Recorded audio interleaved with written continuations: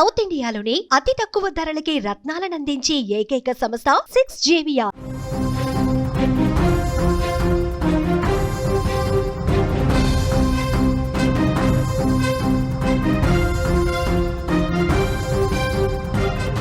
ఇలాంటి తల్లి ఏ కూతురికి ఉండకూడదేమో, ఇలాంటి భార్య ఏ భర్తకు ఉండకూడదేమో, అసలు ఇలాంటి మహిళే ఈ భూమి మీద ఉండకూడదు అంటున్నారు భూపాలపల్లి జిల్లా చిట్యాల మండలం ఒడిదెల గ్రామస్తులు. ఆ మహిళని ఒక్కసారి మీరు చూడండి. ఆమె పేరు కవిత. స్క్రీన్లో కనపడుతోంది కవిత. ముఖానికి నల్లటి మాస్క్ వేసుకొని పోలీసులు ఇటువైపు అటువైపు పోలీసులున్న ఆ విజువల్ చూస్తే ఈ కవిత ఏదో పొరపాటే చేసిందని మీకు అనిపించవచ్చు.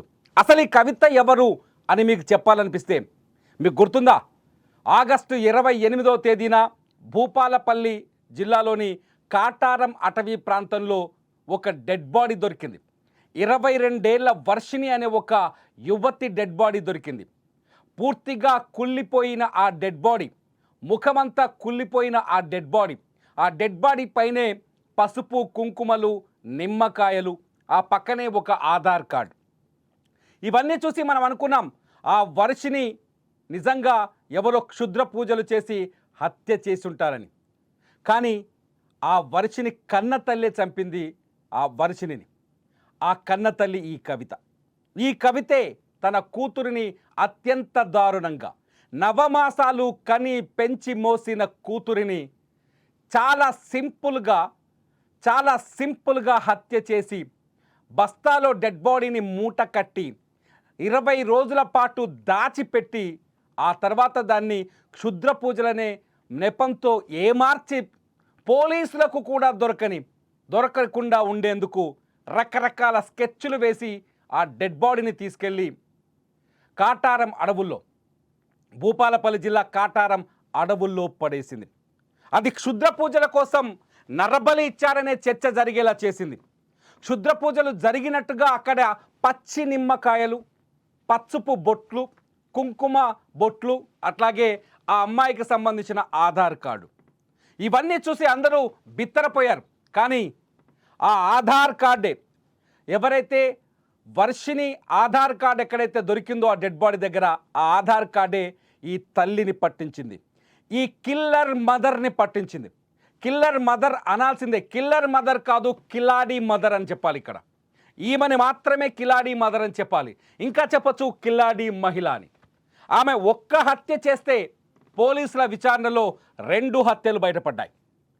ఈమె ఒక్క హత్య చేసి కూతుర్ని చంపేసి ఆ డెడ్ బాడీని మాయం చేసే ప్లాన్లో ఆమె చేసిన ప్రయోగాలన్నీ, ఆమె గతంలో చేసిన పాపాలన్నింటినీ బయటపెట్టాయి. ఈమె పేరు చెబితే ఒడితెల గ్రామం వణికిపోతుంది. ఈమె బ్రెయిన్ అంత క్రిమినల్ మెంటాలిటీ అని. ఈమె పేరు చెబితే ఒడితెలలో ఉన్న యువకులు పారిపోతున్నారు. ఎందుకంటే ఆమె అలవాట్లు అలా ఉన్నాయి అని. ఎందుకంటే అత్యంత దారుణమైన మహిళ. కేవలం క్రైమ్. ఆమె చరిత్రలో పూర్తి స్థాయి క్రైమ్ మాత్రమే కనిపిస్తోంది. భర్తని హత్య చేసిన కథ నుంచి మొదలు పెడితే కూతురిని చంపి బస్తాలో మూట కట్టిన కథ వరకు వింటే మీ కళ్ళు బయలు కమ్ముతాయి. అసలు కథ ఏంటి అంటే ఈ మహిళ పేరు కవిత. ఈమె ఒడిదెల గ్రామం, చిట్యాల మండలం, భూపాలపల్లి జిల్లా ఒడిదెల గ్రామానికి సంబంధించిన కుమారస్వామి అనే వ్యక్తిని పెళ్లి చేసుకుంది. కుమారస్వామికి పూర్వం ఒక పెళ్ళయింది. అతని భార్య చనిపోయింది. చనిపోయిన తర్వాత ఆయన రెండో భార్యగా, ఆ మొదటి భార్యకి ఒక కొడుకున్నాడు. సో ఆ కొడుకు అనాథ అయిపోతాడు. ఆ కొడుకును చూసుకునేందుకు మరొక మహిళ, తల్లిలాంటి మహిళ, కన్న తల్లి లాంటి మహిళ కావాలని కోరుకొని తెచ్చుకున్నాడు ఈ కవితని పెళ్లి చేసుకున్నాడు. కవితకి 2 కూతుర్లు. అందులో పెద్ద కూతురు వర్షిని, రెండో కూతురు పేరు నేను ఇక్కడ చెప్పను. ఈ వర్షిని ఇంకో రెండో కూతురు, 2 కూతుళ్ళు, కొడుకుతో కొంతకాలం సాఫీగానే సాగింది కుమారస్వామి జీవితం. కానీ అనుకోని ఉపద్రవం కుమారస్వామికి అనారోగ్యం రూపంలో వచ్చింది. కుమారస్వామికి కొన్ని రోజుల క్రితం పక్షవాతం వచ్చి ఇంట్లో మంచానికి మాత్రమే పరిమితమయ్యాడు. ఎప్పుడైతే భర్త పనికి రాకుండా పోయాడో, నడవలేకుండా పోయాడో అప్పటి నుంచి ఈ కవితకి కొన్ని అలవాట్లు, కొత్త అలవాట్లు, వాటి పేరు చెప్పాల్సిన అవసరం లేదు, మీకు అర్థమై ఉంటాయి. కొత్త అలవాట్లు మొదలయ్యాయి. ఊళ్ళో చాలామంది స్నేహితుల సంఖ్య పెరిగింది. ఆ స్నేహితుల్లో యువకులే ఎక్కువగా ఉన్నారు. ఆ యువకుల్లో ఒక యువకుడి పేరు రాజ్ కుమార్. మీరు ఇవాళ పోలీసులు చూపిస్తున్న ప్రెస్ మీట్లో ఆ యువకుడిని కూడా చూపించారు. ఇప్పుడు ఫోటోల్లో ఆ రాజ్ కుమార్ని కూడా చూస్తారు. రాజ్ కుమార్ వయసు 23-24 ఏళ్ళు మాత్రమే. రాజ్ కుమార్తో కవితకు అత్యంత సన్నిహితమైన స్నేహం ఏర్పడింది. భర్త బతికుండగానే కుమారస్వామి మంచం పైన ఇంట్లో అల్లాడుతుండగానే రాజ్ కుమార్ ఇంటికి వచ్చి వెళ్ళేవాడు. భర్త బతికుండగానే కుమారస్వామితో తిరిగేది కవిత. ఈ విషయం కుమారస్వామికి తెలుసు, కుమారస్వామి కొడుకుకు కూడా తెలుసు అని చెప్తున్నారు. వర్షినికి చాలా పక్కాగా తెలుసు. ఇప్పుడు దారుణ హత్యకు గురైన వర్షినికి చాలా స్పష్టంగా తెలుసు. ఈ బంధాన్ని వర్షిని భరించలేకపోయింది. ఏ కూతురు భరించదు. తల్లి తిరుగుళ్ళు చూసి, ఇలాంటి తప్పుడు తిరుగుళ్లను చూసి ఏ కూతురు భరించదు. ఆ భరించని తత్వమే, భరించలేని బాధే వర్షిని ప్రాణానికి ప్రమాదంగా మారింది. కుమారస్వామి తన బంధానికి, వీళ్ళ అనుబంధానికి అడ్డుగా మారుతున్నాడని ఒక రీజన్ అయితే, కుమారస్వామి పేరు మీద కొంత ఇన్సూరెన్స్ ఉంది, ఒక 5 లక్షల రూపాయల ఇన్సూరెన్స్. ఆ ఇన్సూరెన్స్ డబ్బుల్ని ఎలాగైనా సాధించుకోవాలని, తెప్పించుకోవాలని, ఆ డబ్బుల్ని మన చేతికి తెచ్చుకోవాలని కవిత ఒక మాస్టర్ ప్లాన్ వేసింది 2025 జూన్ 25వ తేదీన. ఆ మాస్టర్ ప్లాన్ ఏంటంటే, తన పతిలాంటి, దైవం లాంటి పతిని, తను దైవంగా కొలుస్తున్నానని బయటకు బిల్డప్ ఇచ్చే ఆ పతిని హతం చేయాలని నిర్ణయించుకుంది. పాపం కుమారస్వామి అన్నీ క్షమించేశాడు. భార్య తప్పుడు తిరుగుళ్ళు తెలిసినా కూడా క్షమించేశాడు. ఎందుకంటే తను మంచానికే పరిమితమయ్యాడు కాబట్టి. కుమారస్వామిని లేపేయాలని ప్లాన్ చేసిన కవిత తన ప్రియుడు రాజ్ కుమార్ని 2025 జూన్ 25వ తేదీన రాత్రి ఇంటికి పట్టపగలే ఇంటికి పిలిచింది. మధ్యాహ్నం 1 గంటకి కుమారస్వామి కాళ్ళు కవిత పట్టుకుంటే దిండు తీసుకొని కుమారస్వామి ముఖం పైన నొక్కి పట్టి రాజ్ కుమార్ అతన్ని చాలా సింపుల్గా లేపేశాడు. హత్య చేసిన తర్వాత ఒక పెద్ద డ్రామాకి తెరలేపారు ఈ ఇద్దరు దొంగ ప్రియురాలు, దొంగ ప్రియుడు. ఏంటంటే, పక్షవాతానికి గురైన కుమారస్వామి అనారోగ్యం వల్ల గుండెపోటు వచ్చి అత్యంత దారుణంగా చనిపోయాడు. ఇది చాలా బాధాకరమైన విషయం. ఆ కవిత ఇప్పుడు తోడులేని మనిషి అయిపోయింది. ఆ కవిత ఇప్పుడు అల్లాడిపోతుంది. కుటుంబానికి పెద్ద దిక్కెవరని ఏడుస్తోంది అని ఒక ప్రచారాన్ని సృష్టించారు. కుమారస్వామి మరణం నిజంగానే సహజ మరణం అనుకున్నారు గ్రామస్తులంతా. కుమారస్వామి నిజంగానే గుండెపోటుతో చనిపోయాడు అనుకున్నారు. గ్రామస్తులంతా కన్విన్స్ అవడంతో, ఒడిదల గ్రామస్తులంతా కన్విన్స్ అవడంతో ఈ వ్యవహారం పోలీస్ స్టేషన్కు వెళ్ళలేదు. అనుమానం ఎవరికీ కలగలేదు. కానీ అనుమానం వర్షినికి కలిగింది. కుమారస్వామి వ్యవహారం పోలీస్ స్టేషన్కి వెళ్ళకపోవడంతో అతని హత్య కేసు కూడా మరుగున పడ్డది. ఆ విషయాన్ని ఆ జిల్లా ఎస్పీ చెప్తారు. ఒకసారి ఆయన మాటల్లోనే వినండి. కుమారస్వామిని ఈ కవిత ఎలా చంపిందో ఎస్పీ మాటల్లో వినండి. మధ్యలో ఈ లాస్ట్ 5 years నుంచి ఇది భార్య కవిత అండ్ ఇంకా ఒక person Raj Kumar who is a 24-year-old, అతను మధ్యలో ఇది సంబంధం స్టార్ట్ అయింది. సో ఆ ప్రకారంగా ఇద్దరి మధ్యలో ఇది స్టార్ట్ అయిన తర్వాత ఫ్యామిలీ మెంబర్స్ నుంచి దాంట్లో అపోజిషన్ చేయడం జరిగింది. సో ఆ ప్రకారంగా ఇద్దరు డిసైడ్ చేశారు దట్ ఈ ఫాదర్కి ఎవరైనా ఉన్నారు అతనికి మర్డర్ చేయాలి. సో ఆ కోసం 25 జూన్ రోజు ఆఫ్టర్నూన్ 1 o'clockకి ఇద్దరు కలిసి ఇది కవిత ఏదైనా పారాలిసిస్ హస్బెండ్ ఉన్నారు అతనికి లెగ్స్ పట్టుకోవడం జరిగింది. తర్వాత రాజ్ కుమార్ అతనికి మౌత్ నుంచి స్ట్రాంగులేషన్ చేసి మర్డర్ చేయడం జరిగింది. అప్పుడు మాత్రమే ఇది ఇద్దరు అందరికీ చెప్పారు దట్ బికాస్ ఆఫ్ పారాలిసిస్ ఏదైనా హార్ట్ అటాక్ వచ్చి న్యాచురల్ డెత్ అయింది. ఆ ప్రకారంగా చెప్పడం జరిగింది. సో అప్పుడు పోలీస్లో ఇది కేసు రిజిస్టర్ కాలేదు, పోలీస్ దగ్గర మ్యాటర్ రాలేదు. ఇది ధైర్యం వచ్చేసింది. ఒక హత్య చేస్తే చాలా ఈజీగా తప్పించుకోవచ్చు అనే ధైర్యం వచ్చేసింది ఈ కవితకి. కవితతో పాటు ఆమె ప్రియుడు రాజ్ కుమార్కి కూడా ఈ ధైర్యం వచ్చేసింది. కుమారస్వామిని చాలా చాకచక్యంగా, విజయవంతంగా చంపేశాం. అతనిది గుండెపోటని నిర్ధారించేశాం. ఆ గుండెపోటుతోనే చనిపోయాడని ఊరంతా బంధువులకి ప్రచారం చేశాం. ప్రచారం చేసిన తర్వాత సంప్రదాయ పద్ధతిలో అతనికి క్రిమేషన్ అంటే అంత్యక్రియలు చేశాం. కుమారస్వామి డెడ్ బాడీతోటే అతన్ని హత్య చేసిన నిజం కూడా సమాధి అయిపోయిందని వీళ్ళు మళ్ళీ విచ్చలవిడిగా తిరగడం మొదలుపెట్టారు. కవిత మేకప్ చేసుకునేది, కవిత మేకప్ చేసుకొనే రాజ్ కుమార్తో బయటకు వచ్చేది. కవిత పైన గ్రామస్తులకు కొంత అనుమానం ఉన్నప్పటికీ కూడా ఆమెను ఎవరు పట్టించుకునే వాళ్ళు కాదు. ఆమె జోలికి వెళ్ళాలంటే అనవసరం అనుకొని వదిలేసేవాళ్ళు. కానీ గ్రామస్తుల్లో కొందరిలో ఇటువంటి అనుమానం కనిపించింది. ఊళ్ళో చెవులు కొరుక్కోవడం, ఊళ్ళో ఉన్న మనుషులు మాట్లాడుకోవడం, సహజంగా డిస్కషన్ జరగడంతో ఈ విషయం కవిత పెద్ద కూతురైన వర్షినికి తెలిసింది. వర్షిని ఫోటో ఒకసారి చూపించండి. వర్షినికి తెలిసింది. వర్షిని సొంత కూతురు, కవితకి కన్న కూతురు. అయితే వర్షినికి విషయం తెలిసిన సంగతి కవిత చెవిలో పడింది. అంతేకాదు వర్షిని తల్లిని విభేదించడం కూడా మొదలుపెట్టింది. అమ్మాని తప్పులు తిరుగులు పక్కన పెట్టు, కానీ నాన్నని ఎందుకు చంపావని ప్రశ్నించడం స్టార్ట్ చేసింది. ఎప్పుడైతే వర్షిని తండ్రిని ఎందుకు చంపావని ప్రశ్నించడం మొదలుపెట్టిందో తల్లికి అప్పటి నుంచి వణుకు స్టార్ట్ అయింది. భర్తని లేపేస్తే ఎవడు పట్టించుకోలేదు, హత్యగా గుర్తించలేదు, హత్యగా అనుమానించలేదు. కానీ ఆ నాన్నను చంపడం వల్ల, ఆ భర్తని చంపడం వల్ల ఆ అనుమానం తన కూతుర్లోనే కలగడం, తన కూతురే తల్లిని ప్రశ్నించడం తట్టుకోలేకపోయింది కవిత. అమ్మో, నా కూతురు గనక ఈ విషయాన్ని నలుగురిలోకి తీసుకెళ్ళిపోతే నేను దొరికిపోతాను. సో నా భర్తని ఎలా అయితే పార్సిల్ చేశానో నా కూతుర్ని కూడా అలాగే పార్సిల్ చేద్దామని నిర్ణయించుకుంది ఈ క్రిమినల్ మదర్. నిర్ణయించుకొని తన కూతురు హత్యకి ఒక ముహూర్తం పెట్టింది. ఆ ముహూర్తం డేట్ వచ్చేసి ఆగస్టు 3వ తేదీ. ఆగస్టు 3వ తేదీ తన కూతురిని హత్య చేయాలని తన ప్రియుడు రాజ్ కుమార్కి చెప్పింది. మర్డర్కి ఆల్రెడీ మోడరస్ ఒపరాండి ఉంది, మర్డర్కి ఆల్రెడీ ఫుల్ క్లియర్ పిక్చర్ కూడా ఉంది.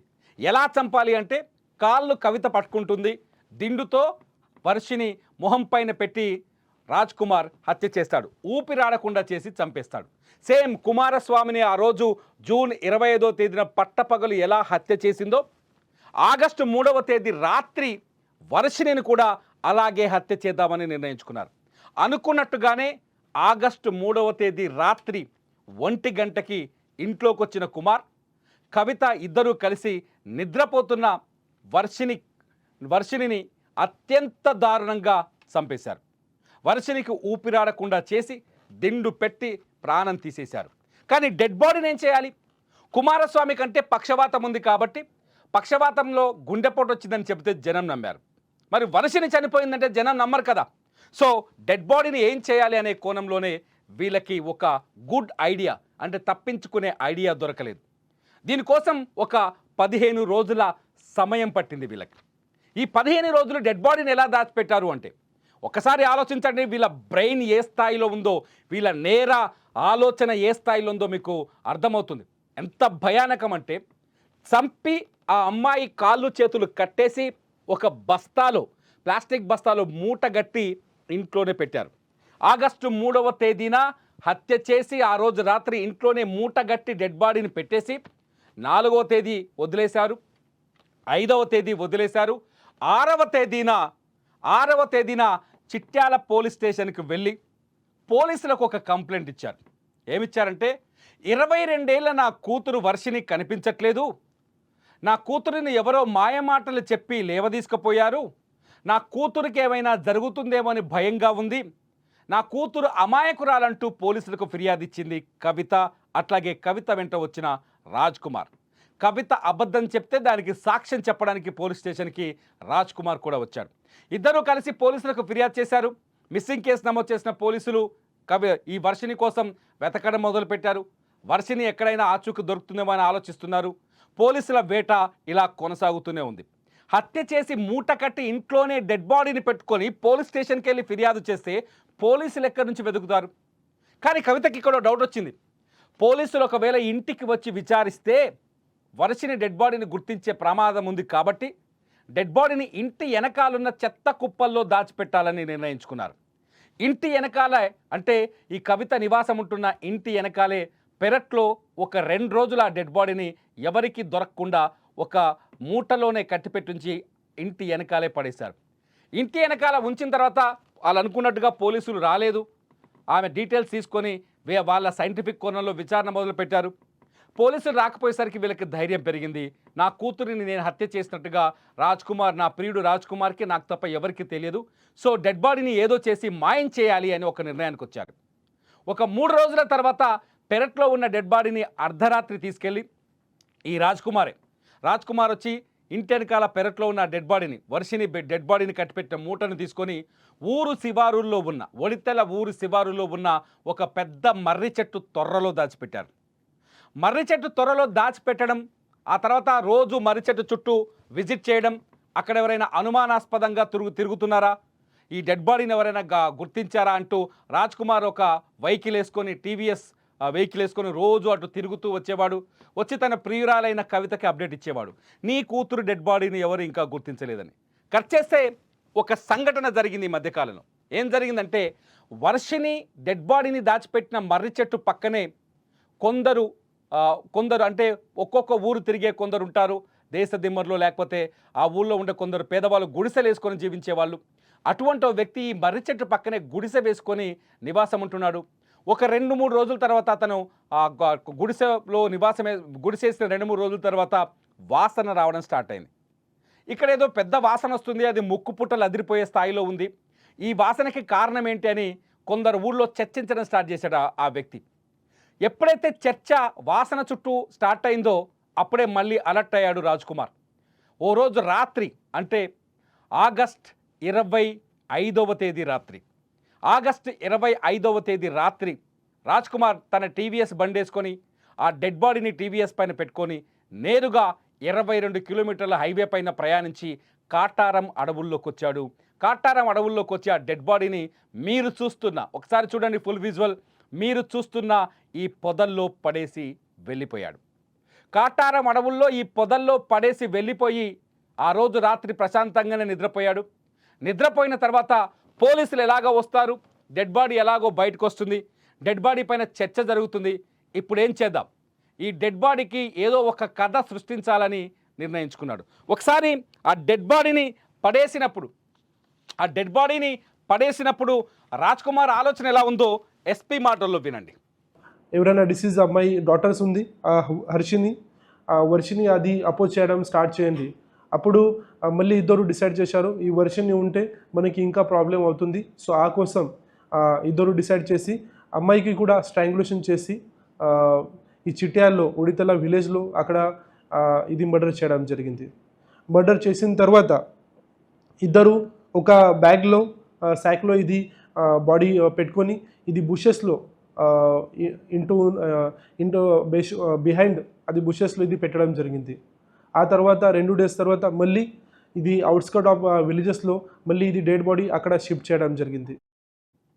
ఇది అంటే డెడ్ బాడీని అవుట్స్కట్స్ నుంచి భూపాలపల్లి సమీపంలో ఉన్న కాటారం దగ్గర అడవుల్లో పడేసిన తర్వాత తిరిగి ఇంటికి వచ్చిన రాజ్ కుమార్ మరొక పన్నాగం పన్నాడు. ఆ పన్నాగం ఏంటో తెలుసా? రాజ్ కుమార్ ఆ శవానికి తమకు సంబంధం లేకుండా క్షుద్ర పూజల వైపు తిప్పాలని ఆలోచించాడు. ఇందుకోసం యూట్యూబ్లో కొన్ని వీడియోలు చూశాడు. క్షుద్ర పూజలు కానీ నరబలి కానీ ఎలా చేస్తారో ఆలోచించి ఒక ప్లాన్ వేశాడు. చాలా చోట్ల క్షుద్ర పూజలు చేసేవాళ్ళు ఒక వ్యక్తి పేరుకు సంబంధించిన ఏదైనా ఆధారం ఉంటే చాలు, ఆ ఆధారాన్ని పెట్టుకొని క్షుద్ర పూజలు చేస్తారని తెలుసుకున్నాడు. అందుకోసం తన ప్రియురాలైన కవిత అంటే వర్షిని తల్లి దగ్గరికి వెళ్ళి ఆధార్ కార్డులోని రెండు పార్ట్లుగా ఉంటుంది ఆధార్ కార్డ్. 2 పార్ట్లలో పైన ఉండే పెద్ద పార్ట్ అంటే దాన్ని అక్నాలెడ్జ్ ఉంటుంది కదా, అక్నాలెడ్జ్ పార్ట్ను తీసుకొని నేరుగా శవాన్ని పారేసిన మర్నాడు మళ్ళీ ఆ కాటారం అడవుల్లోకి వెళ్ళాడు. బస్తలో ఉన్న శవాన్ని విప్పేసి ఓ మూలకు పడేసి ఆ శవం పైన పక్కనే ఈ ఆధార్ కార్డు పడేశాడు. అట్లాగే కొన్ని నిమ్మకాయలు కొనుక్కొచ్చి అక్కడే పడేశాడు. ఆ తర్వాత పసుపు కుంకుమ తీసుకొచ్చి ఆ డెడ్ బాడీ పైన పోసేసి వెళ్ళిపోయాడు. అయితే రాజ్ కుమార్ ఆలోచన ఇలా మలుపు తిరుగుతుందని, తను డెడ్ బాడీ పడేసే చోట వదిలేసే క్లూసే తనను పట్టిస్తాయని అస్సలు అంచనా వేయలేదు. ఏం చేశారంటే ఆ డెడ్ బాడీని పోలీసులు గుర్తించారు 28వ తేదీన పోలీసులు గుర్తించి ఇది క్షుద్ర పూజలకు బలైన మహిళ మృతదేహంగా కొంత అనుమానించారు. కానీ ఆధార్ కార్డు కౌంటర్ పార్ట్ ఏదైతే పెద్ద షీట్ ఉంటుందో అందులో ఆ పార్ట్ని ఎందుకు ఇక్కడ పడేశారనే ఆలోచనతో ఒడిదెల గ్రామానికి వచ్చి ఒక విచారణ చేశారు. విచారణ చేస్తే అసలు విషయం వెలుగులోకి వచ్చింది. అప్పటికే కవిత భర్తపై మరణం పైన అనుమానాలు ఉన్న గ్రామస్తులు కొన్ని క్లూస్ ఇచ్చారు. ఆ క్లూస్ ఆధారంగా వెళ్ళి కవితను తీసుకొచ్చి ఆ కవిత బాయ్ ఫ్రెండ్ రాజ్ కుమార్ తీసుకొచ్చి 4 తగిలిస్తే మొత్తం వ్యవహారం వెలుగులోకి వచ్చింది. అసలు డెడ్ బాడీ షిఫ్ట్ చేసేటప్పుడు అసలు రాజ్ కుమార్ ఆలోచన ఎలా ఉందో ఒకసారి ఎస్పీ మాటలో వినండి. ఒక ప్రాపర్గా ప్లానింగ్ చేసి యూట్యూబ్ పైన కొన్ని మూవీస్ కూడా చూశారు. సో బ్లాక్ మెజింగ్ ఎట్లా చేస్తారు, ఎట్లా ఏమేం చేయాలి, ఆ కోసం ఇది మొత్తం ప్లానింగ్ చేసి అతను ఈ డెడ్ బాడీ అక్కడి నుంచి ఈ టీవీఎస్ ఎక్సెల్ బైక్ పైన తీసుకొని అక్కడి నుంచి కమలాపూర్ ఎక్స్ రోడ్ దగ్గర ఈ వర్షిని డెడ్ బాడీ షిఫ్ట్ చేయడం జరిగింది. అక్కడ ఇది కుంకుమ తర్వాత నిమ్మకాయ ఇది పెట్టి ఒక బ్లాక్ మ్యాజిక్గా ఇది చేయడం జరిగింది. ఆ ప్రకారంగా ఒక ప్లానింగ్గా అతను చేశారు. ఆ ఆధార్ కార్డులని చాలా సింపుల్గా పట్టించేసింది. సింపుల్గా పట్టించిన తర్వాత మొత్తం వ్యవహారం వెలుగులోకి వచ్చింది. నిజానికి రాజ్ కుమార్ కవిత కలిసి ఒకటే హత్య చేశారని అందరూ అనుకున్నారు. కానీ రాజ్ కుమార్ కవిత కలిసి 2 హత్యలు చేసినట్టుగా ఒడిదెల గ్రామానికి వెళ్ళి విచారించిన తర్వాత బయటపడింది. ఇప్పుడు చెప్పండి, వర్షిని తల్లి లాంటి తల్లి ఉండాలా? తల్లి లాంటి తల్లి ఉండాలా? వర్షిని తల్లి కవిత లాంటి భార్య ఏ భర్తకైనా ఉండాలా? అసలు ఆ కవిత లాంటి మనిషి మీ ఊళ్ళో ఉండాలా? భర్తని అత్యంత దారుణంగా చంపి ఆ భర్త హత్యకు సాక్ష్యంగా మారుతుందనే భయంతో కూతురుని చంపి ఆ తర్వాత ఈ 2 డెడ్ బాడీల్ని ఎవరికీ అనుమానం రాకుండా మాయం చేసే కుట్ర చేసిన ఈ కవితను ఏ విధంగా శిక్షించాలి? ప్రస్తుతం పోలీసులు అదుపులో ఉన్నారు. కేసు విచారణ పూర్తయింది. కానీ కవితకు వేసే శిక్ష ఎలా ఉండాలని మీరు కోరుకుంటున్నారు? ఇటువంటి మహిళని ఏ విధంగా శిక్షించాలన్నది మీరే డిసైడ్ చేయండి. లైవ్ అప్డేట్స్ కోసం చూస్తూనే ఉండండి సుమన్ టీవీ డిజిటల్ లైవ్, అట్లాగే సుమన్ టీవీ లైవ్.